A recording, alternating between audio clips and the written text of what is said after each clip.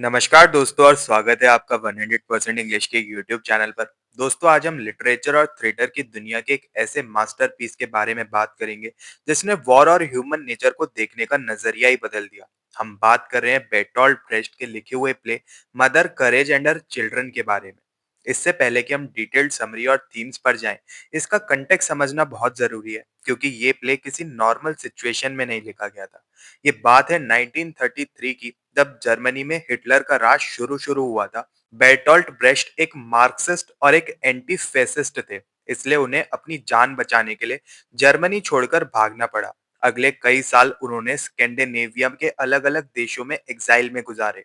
जब 1939 में Nazi army ने पोलैंड पर अटैक किया और वर्ल्ड वॉर टू शुरू हुआ, तब बेर्टोल्ट ब्रेश्ट स्वीडन के एक छोटे से आइलैंड पर थे। वॉर की खबर सुनते ही उन्होंने एक व्हाइट हीट यानी एक जुनून की हालत में सिर्फ 5 हफ्तों के अंदर इस प्ले का पहला ड्राफ्ट तैयार किया। उनका मकसद सिर्फ एक प्ले लिखना नहीं था, बल्कि दुनिया को ये बताना था कि वॉर सिर्फ तबाही लाती है और जो लोग इससे मुनाफा कमाने की सोचते हैं वो सब कुछ खो देते हैं।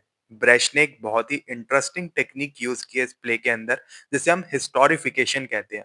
प्ले को लिखा उन्होंने 1939 में है, लेकिन उन्होंने इसकी सेटिंग रखी है 17th सेंचुरी के 30 इयर्स वॉर के टाइम की, यानी 1618 से लेकर 1648 के दौरान। ये यूरोप की हिस्ट्री का एक बहुत ही खूनी दौर था, जब कैथोलिक्स और प्रोटेस्टेंट्स के बीच में लड़ाई हो रही थी। ब्रेस्ट ने ऐसा इसलिए किया ताकि वो ऑडियंस को एलिनेशन इफेक्ट का एहसास करा सके। वो नहीं चाहते थे कि ऑडियंस इमोशनल होकर रोए, बल्कि वो चाहते थे कि लोग थोड़ा डिस्टेंस बनाकर इस प्ले को ऑब्जेक्टिवली देखें और सोचें कि क्या 17th सेंचुरी की गलतियां आज फिर से वो लोग दोहरा रहे हैं। इस प्ले के मेन कैरेक्टर मदर करेज का आइडिया ब्रेश्ट को दो जगह से मिला था। पहला था जॉन लुडविग रिनबर्ग की एक पोयम जिसका नाम था लोटा स्वार्ड। ये एक ऐसी औरत की कहानी थी जो आर्मी के साथ वैगन लेकर चलती थी। दूसरी इंस्पिरेशन थी 17th सेंचुरी के राइटर ग्रिमेल सॉजन की नॉवेल्स, जहां से उन्होंने कूरैश नाम का कैरेक्टर लिया जो वॉर के बीच सरवाइव करने के लिए चालाकी का सहारा लेती थी। हम जिस वर्जन की बात कर रहे हैं वो एरिक बेंटली का इंग्लिश ट्रांसलेशन है। बेंटली ब्रेश्ट के क्लोज फ्रेंड और कोलैबोरेटर थे। उन्होंने इस प्ले को एक आम बोलचाल की भाषा दी। साथ ही इस वर्जन में लेजेंडरी फ्रेंच कंपोजर डेरियस मिलहॉट का म्यूजिक भी है। ये म्यूजिक सिर्फ बैकग्राउंड स्कोर नहीं है, ये प्ले की एपिक थिएटर स्टाइल का हिस्सा है जो एक्शन को बीच बीच में ब्रेक करता है ताकि ऑडियंस को सोचने का मौका मिले। तो दोस्तों ये था प्ले का डीप कंटेक्स्ट। एक ऐसी औरत की कहानी जो वॉर को अपना बिजनेस बनाती है, लेकिन वॉर उससे उसका सब कुछ छीन लेती है, यहाँ तक कि उसके तीनों बच्चे भी। अब हम बढ़ते हैं इस प्ले की समरी की तरफ। ये प्ले 12 सीन्स में बांटा गया है और हर सीन एक नए साल और एक नई जगह की कहानी पेश करता है। तो चलिए इस सफर को शुरू करते हैं। प्ले की शुरुआत होती है एक हाईवे पर, जहां एक रिक्रूटिंग ऑफिसर और एक सर्जेंट खड़े हैं। वो परेशान है क्योंकि उन्हें सोल्जर्स नहीं मिल रहे। सर्जेंट कहता है पीस यानी शांति बहुत ही डिसऑर्गेनाइज्ड है और वॉर एक ऐसी चीज है जो लोगों को रजिस्टर और ऑर्गेनाइज करती है। तभी एंट्री होती है हमारी प्रोटैगनिस्ट एना फर्लिंग की, जिन्हें सब मदर करेज कहते हैं। वो अपने कैंटीन वैगन पर बैठी है, जिसे उसके दो बेटे एलिफ और स्विस खींच रहे हैं, और उनकी म्यूट बेटी कैटरीन उनके साथ बैठी है। जब सर्जेंट उनसे लाइसेंस मांगता है तो करेज उन्हें इररिलेवेंट डॉक्यूमेंट्स दिखाती है और कहती है कि उनका ऑनेस्ट फेस ही उनका लाइसेंस है। जब रिक्रूटिंग ऑफिसर्स उनके बेटों को आर्मी में भर्ती करने की कोशिश करता है तो करेज एक फॉर्च्यून टेलिंग का नाटक करती है। वो सबके लिए स्लिप्स निकालती है और सबके हिस्से में ब्लैक क्रॉस आता है जो मौत का निशान है। लेकिन जब करेज एक सिल्वर बेल्ट का सौदा करने में बिजी होती है, बेसिकली उसकी एक वैगन कार्ट है और वो वॉर के अंदर सामान बेचकर पैसा कमाती है, और काफी ज्यादा मोल भाव करने के लिए वो इस प्ले के अंदर फेमस है कि वो हर चीज का बहुत ज्यादा मोल भाव करती है और प्रॉफिट करने की कोशिश करती है। तो जब वो सिल्वर बेल्ट का सौदा कर रही होती है तो रिक्रूटिंग ऑफिसर उसके एक बेटे एलिफ को बहला फुसलाकर आर्मी में ले जाता है। पहला बेटा तो यहाँ पर गया और यहाँ से करेज का नुकसान होना शुरू हो गया। 2 साल बीत चुके हैं। करेज अब एक स्वीडिश कमांडर के टेंट के पास अपना सौदा बेच रही है। वहां उसे अपना बड़ा बेटा एलिफ मिलता है, जिसे कमांडर एक हीरो कह रहा है क्योंकि उसने गरीब पीजेंट्स यानी किसानों को मारकर उनके बैल यानी ऑक्सन चुरा लिए। करेज अपने बेटे को थप्पड़ मारती है, इसलिए नहीं कि उसने मर्डर किया, बल्कि इसलिए क्योंकि उसने अपनी जान खतरे में डाली। यहाँ ब्रेस्ट हमें दिखाते हैं कि वॉर में जो ब्रेवरी यानी बहादुरी है, वो अक्सर सिर्फ क्राइम का दूसरा नाम होती है। अब हम आते हैं सीन 3 पर, जो प्ले के सबसे इमोशनल और क्रिटिकल पॉइंट्स में से एक है।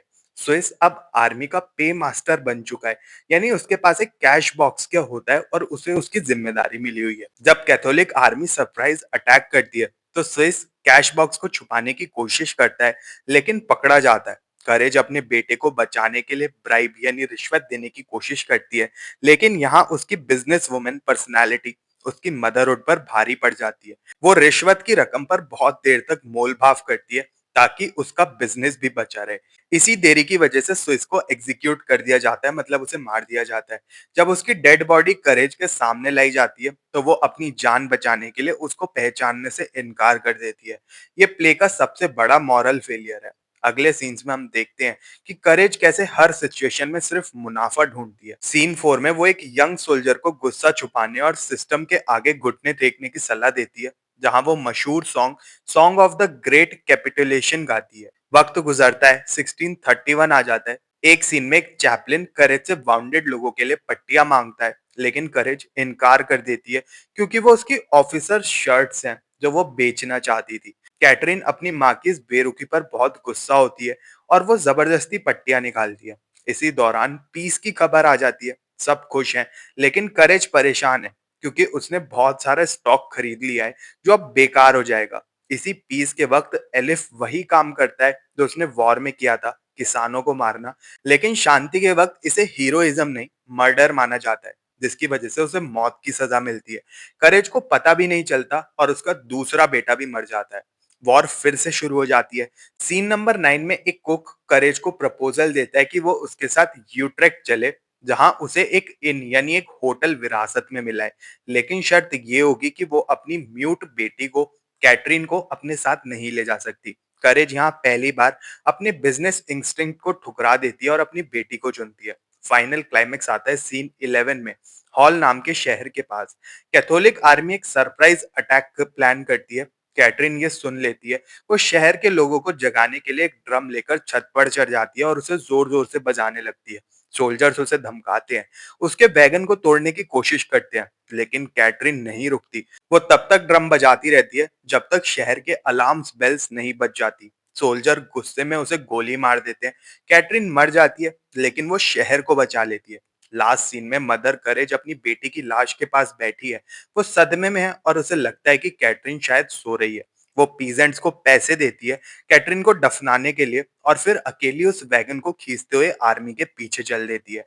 प्ले खत्म हो जाता है, लेकिन करेज के कैरेक्टर में कोई सिग्निफिकेंट डेवलपमेंट नहीं होता। उसका वैगन बस पहले से ज्यादा पुराना और टूटा हुआ है और उसके तीनों बच्चे मर चुके हैं। लेकिन वो अभी भी इसी उम्मीद में है कि जब तक वॉर चलती रहेगी उसका बिजनेस चलता रहेगा और उसको प्रॉफिट होता रहेगा। अब हम आते हैं इस वीडियो के सबसे इंपॉर्टेंट पार्ट पर, यानी प्ले के थीमेटिक एनालिसिस पर। बेर्टोल्ट ब्रेcht ने इसे सिर्फ एक दुख भरी कहानी बनाने के लिए नहीं लिखा था, बल्कि वो हमें कुछ सिखाना चाहते थे। तो चलिए इसके लेयर्स को डिकोड करते हैं। दोस्तों, इस प्ले का सबसे बड़ा थीम है war is a business. Breast के मुताबिक वॉर कोई महान या पवित्र चीज नहीं है जैसा कि उसको दिखाया जाता है, बल्कि ये कैपिटलिज्म का एक एक्सटेंशन है। मदर करेज के लिए वॉर सिर्फ एक बिजनेस अपॉर्चुनिटी है। वो अपने बेटे स्विस से कहती है, only your books must balance, यानी सिर्फ प्रॉफिट और लॉस का हिसाब सही होना चाहिए। वो एक सटलर यानी आर्मी ट्रेडर है, और उसका पूरा वजूद इस बात पर टिका है कि वॉर चलती रहे ताकि उसका सामान बिकता रहे। ब्रेस्ट ने दिखाया है कि कैसे वॉर ह्यूमन लाइफ को कमोडिटी बना देती है, जहां लोगों की मौत सिर्फ एक ट्रांजैक्शन बनकर रह जाती है। इसके साथ एक बहुत ही कड़वा और डीप थीम है द फ्यूटिलिटी ऑफ वर्च्यू का। ब्रेस्ट दिखाते हैं कि एक करप्ट और तबाहशुदा वर्ल्ड में इंसानी अच्छाइयां ही इंसान की मौत का कारण बनती है। करेज के तीनों बच्चों की मौत इसका सबसे बड़ा प्रूफ है। एलिफ का वर्च्यू था ब्रेवरी, यानी उसकी बहादुरी। वॉर में उसे उस ब्रेवरी को दिखाने के लिए, यानी पीजेंट्स को मारने के लिए पीस प्राइज मिल रहा था। लेकिन वॉर के बाद पीस के टाइम पर जब उसने सेम चीज करी तो उसको एग्जीक्यूशन की सजा मिली।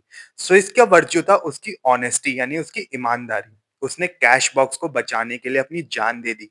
कैटरीन का वर्च्यू था कंपैशन, यानी कि दया। उसने दूसरों की जान बचाने के चक्कर में अपनी जान दे दी।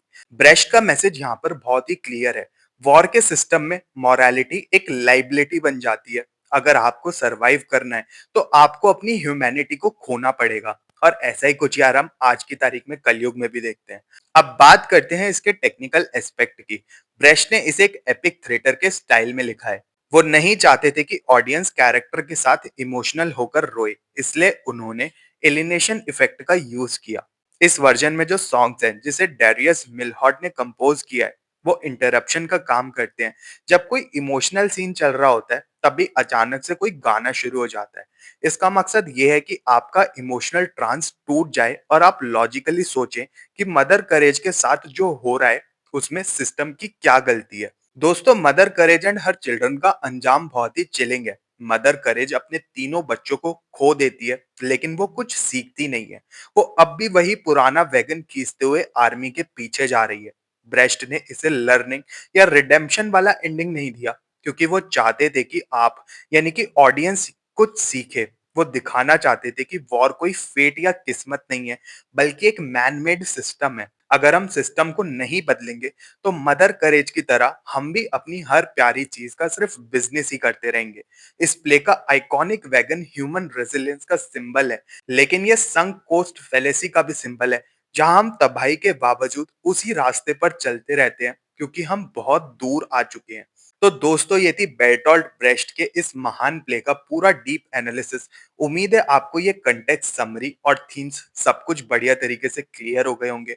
फिर भी आपके कोई डाउट्स रह गए हैं, तो आप कमेंट सेक्शन में जरूर पूछ सकते हैं। अगली बार जब भी आप इस प्ले को पढ़ें, तो सोचें कि क्या हम आज भी वही मदर करेज हैं जो अपने फायदे के लिए वॉर को जिंदा रखे हुए हैं। अगर आपको ये वीडियो पसंद आई हो, तो इसको लाइक और शेयर जरूर करें, और 100% इंग्लिश चैनल को सब्सक्राइब कर लें और ऐसे इंसाइटफुल वीडियोस के लिए। मिलते हैं फिर अपने नेक्स्ट वीडियो में। तब तक के लिए happy studying and best of luck for your upcoming examinations.